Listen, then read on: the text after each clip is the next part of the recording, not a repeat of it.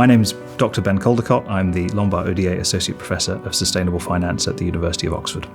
So in September 2020, we announced a new strategic partnership between the University of Oxford and Lombard Odier, and that has a number of different elements.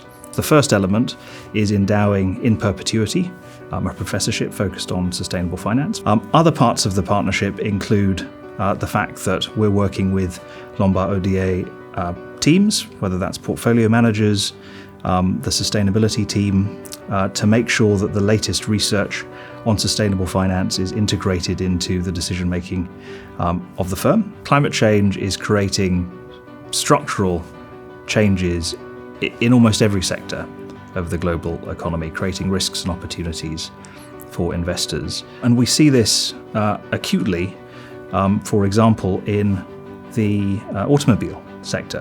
What we're now seeing is the phase out of the internal combustion engine. With governments, organisations need to set interim targets so that they can make progress towards the ultimate goal, which is net zero by 2050 or sooner.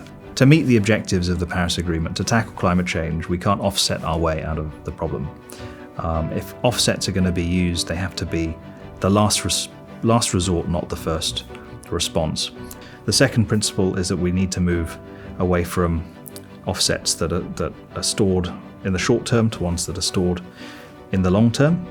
The third principle is that we need to move from offsets that have a chance of being reversed to ones that are permanent. And then the fourth principle is that users of offsets, if they have to use them, should be creating the economic incentives to scale up the sorts of offsets we've identified in the principles. And what we're going to see increasingly is asset owners, clients demanding that their portfolios are deforestation free, that they are habitat destruction free, that they ultimately and very quickly have a positive impact on nature and biodiversity.